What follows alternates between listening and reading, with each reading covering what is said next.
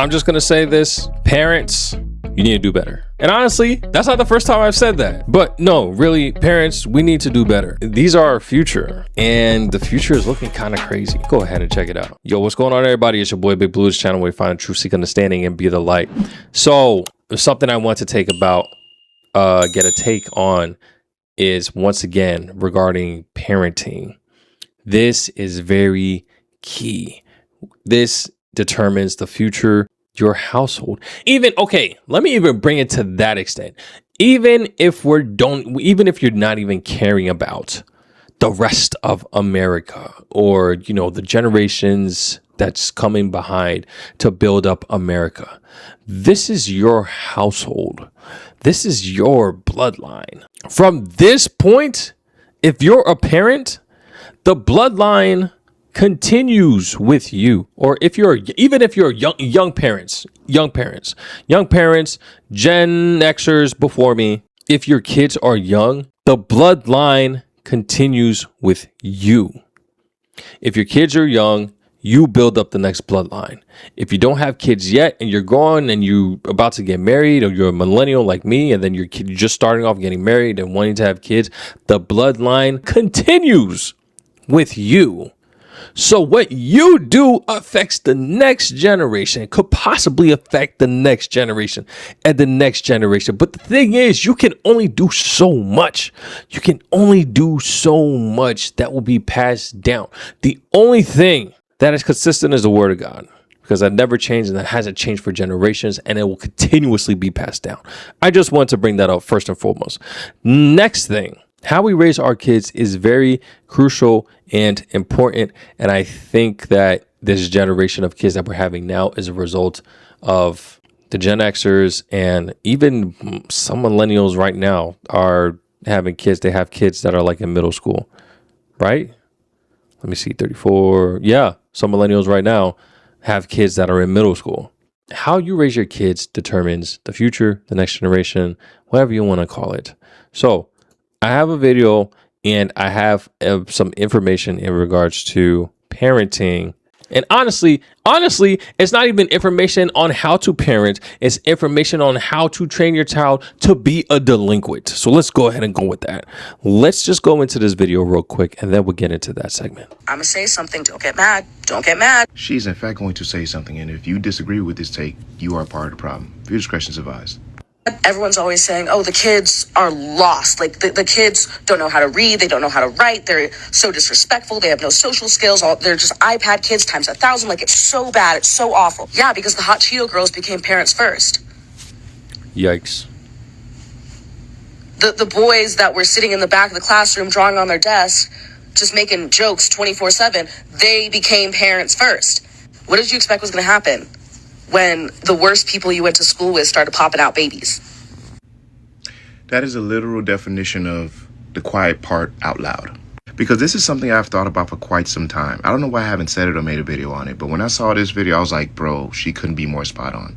But I'll take it a step further. The ones that spent all their time in the same classroom in high school are also having babies as well. They all got social media accounts. Some of them even work with us normally. After they graduated high school, they just pushed them out into society and said, well, hope for the best, prepare for the worst. And they have full autonomy over themselves. No caretakers, nobody to guide them in the right direction, nothing. They're just out here living like the rest of us are. So not only are we dealing with these unfit individuals, technology and social media validates their behavior. There's been too many times I've got on here and seen people do some of the most outlandish shit. And you will go in the comments and find people that agree with them. And if they don't agree with them, they're defending them to whatever degree that is. I'm on record saying we should bring back bullying, we should bring back shaming, because honestly, that's probably the only thing that can deter people from doing bullying and shaming. I don't see. Now, I fully agree. Technology has definitely been the biggest issue. Bullying and shaming. There were some bullyings that just went too far. There were some shamings that just went too far. So that's a tough one to really navigate. I don't know if I fully agree with that one, but to a degree with technology, yes. And thankfully enough, in Georgia, schools, students can't even have technology in the school if it's not, a device that was given by the school. So their phones, done. So no social media, total TikTok, none of that stuff. They have to put that away. and they have to focus in the school, which is good. The only real time that you have on these devices is at home or when you're out of school. And then by that point, the parents are the ones that manages that. So yeah, bullying, I mean, it does build grit. I will say it does build grit, but I don't know, man. That's a tough one. Considering the environment that we're in now, that's something that could be a solution that won't really like hold much effect until later on and just be detrimental right now to the youth. But that's my take. Let's keep going.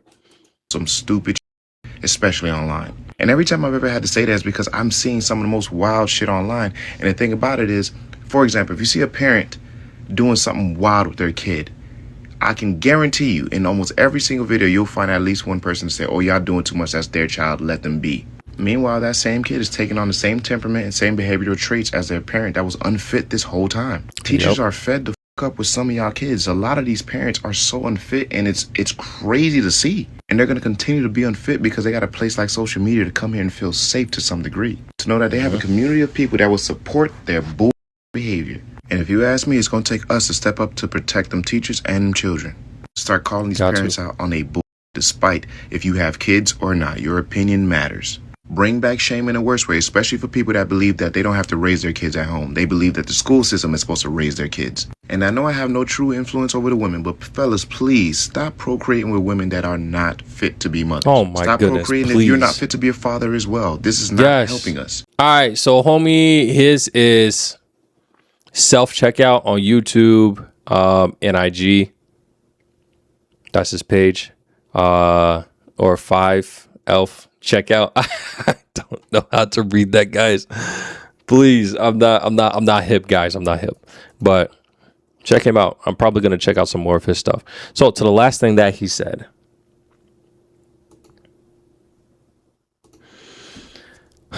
This is why it's important that, again, that we read the scriptures and that we follow the way that, honestly, if individuals, when they're young, they read the scriptures, they understand Proverbs, they see the way that Jesus wanted us to live, and then understand the roles of the father, the husband and the wife, and how we shouldn't be provoking our kids, but on the husband and the wife aspect first, and then understanding the aspect of, not provoking our kids and like raising them up and disciplining them.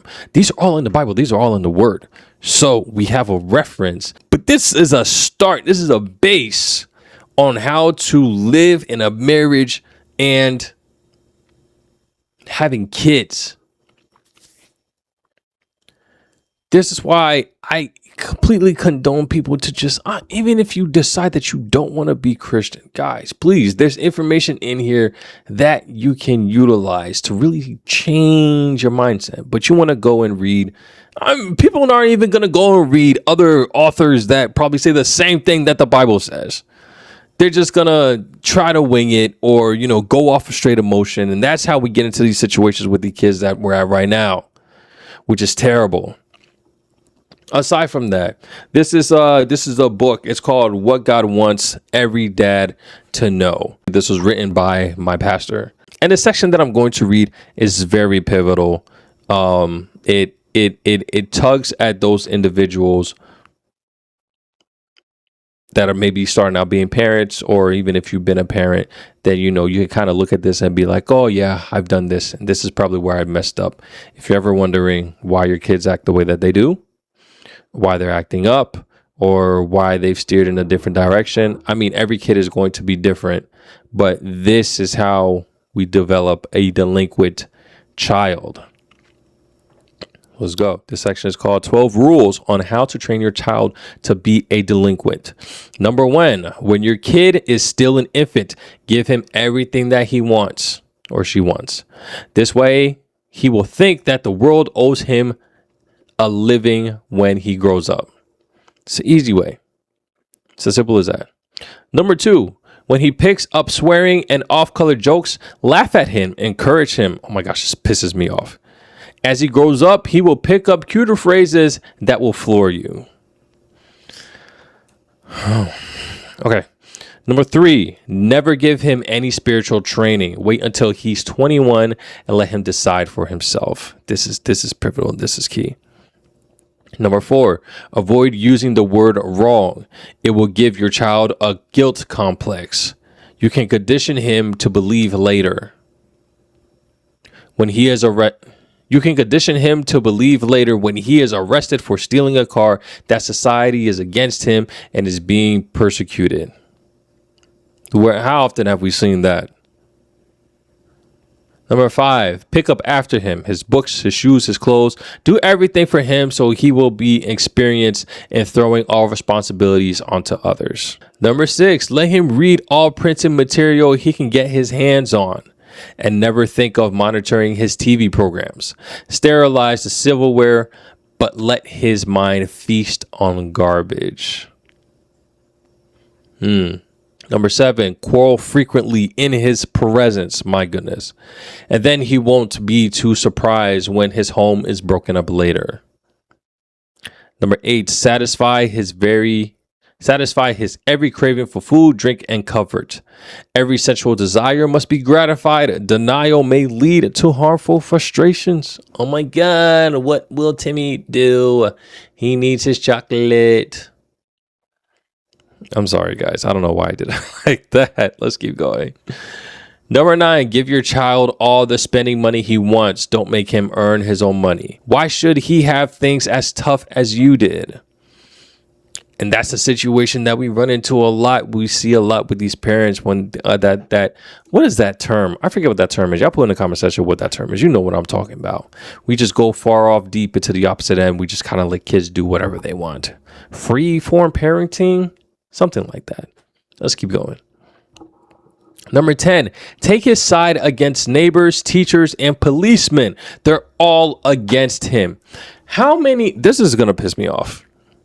I'll put my instances at the end of this. Let's go piss. Oh man.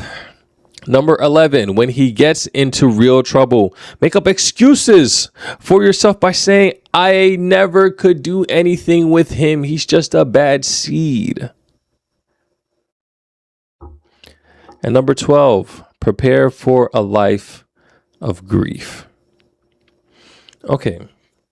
So let's go back to some of the points. I just want to bring up a couple things really quick before I just end this segment. Number 2, when we're talking about swearing and him picking up words, the thing that I see happen often is that we condone, especially depending on the household, depending on the income level, and I guess you could say the education, the words that we use and stuff like that, which I get it. You have low terminology, then it is what it is.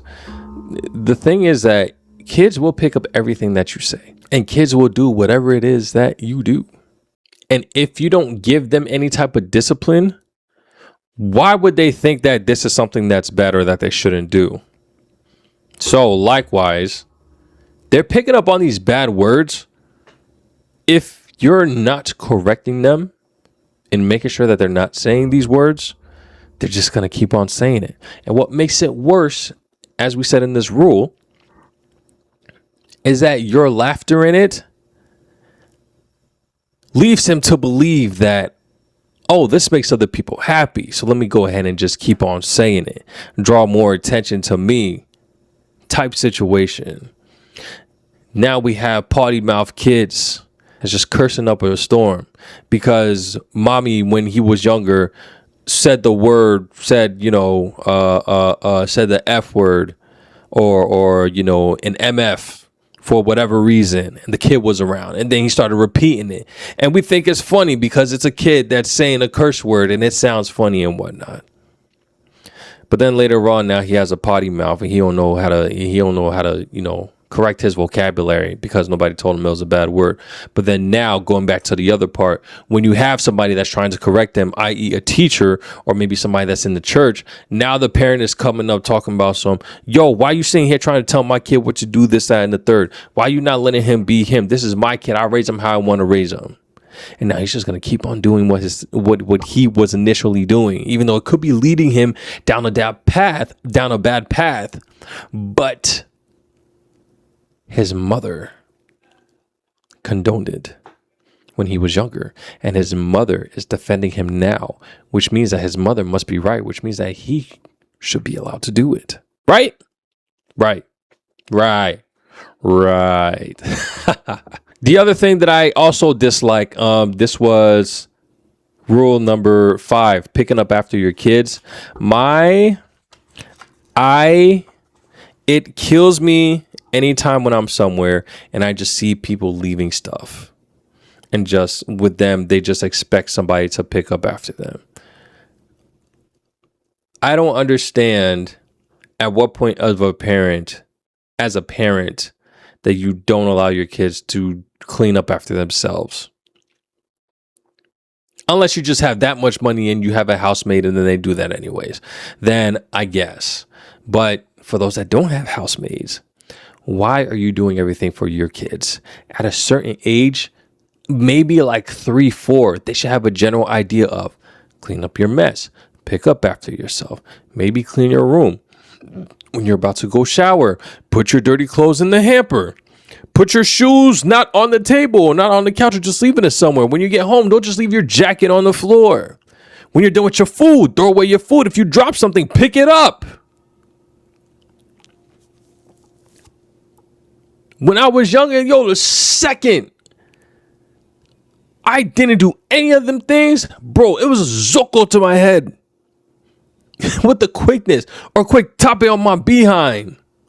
Yo, what are you doing? You know better than this.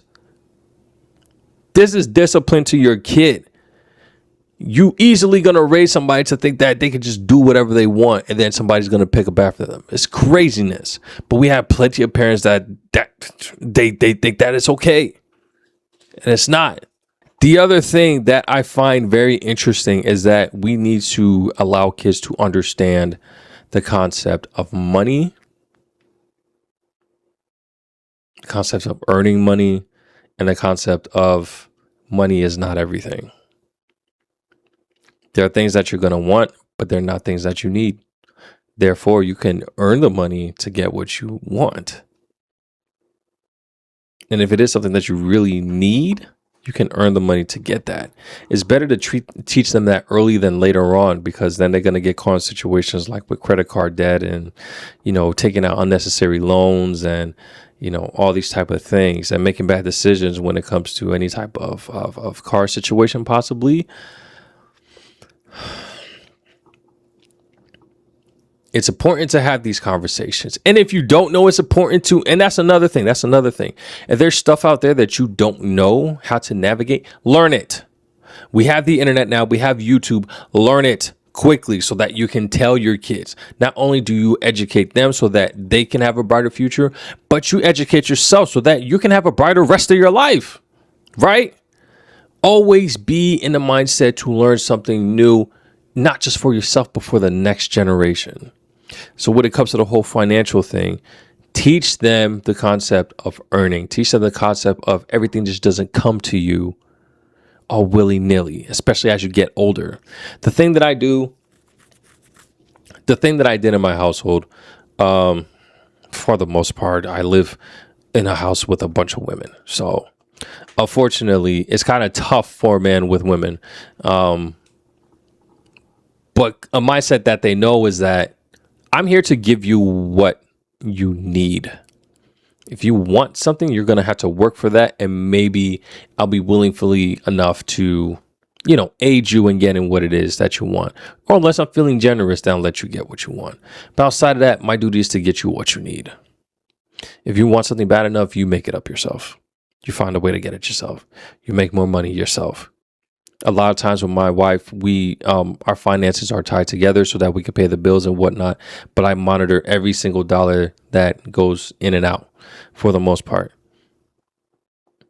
When she was working at her other job, but she got like a bonus or something like that, or like extra cash from like her trips that she didn't work because they tracked the mileage and whatnot. I said, yo, you have that. You earned that, so you can do whatever it is that you want. That wasn't put in towards our budget. So you can work on that. That's one less thing that I have to have calculated. And even with my eldest daughter, she now works. She makes her own money. So now I'm trying to guide her when it comes to the ideas of how to spend the money, the best way to spend the money. having goals in mind when it comes to something that you want financially, but also taking care of the things that you're responsible for right now, like her medical bill, or no, let me take that out. So again, we as parents have to instill that within our kids. Don't let the world do that for them. And then number 10, going back to number 10, when it comes to dealing with people and making excuses for them when they're being corrected by teachers, leads of whatever, and policemen. Guys, I've done body cam videos. You've seen my body cam videos. You see how people react. This is a result of individuals that have grown up and haven't been held accountable and really understanding the situation and just dealing with whatever it is that they got going on. If they did something wrong, they did something wrong. Trying to manage making the best decisions when you actually do something wrong, or even if you didn't, how to just get out of a situation a lot easier. But for some odd reason, especially in the culture, they tend to do things that end up making things worse, all because they're not keeping accountability. Why is that? Possibly because they have parents that do the same thing. When I was working with Gwinnett counties, I don't know how many times there was an angry parent, or I talked to one of my teachers and they talk about an angry parent that just feels like they're just that the teachers are trying to fail them, that the teachers are picking on them, that the teachers are doing this and doing that and the third. And then now the principal has to get involved and stuff like that. Meanwhile, I know for a fact this child is an issue. His behaviors are an issue, and his behaviors is something that he's developed and that he's gained from the house based off of how the parent acts with them.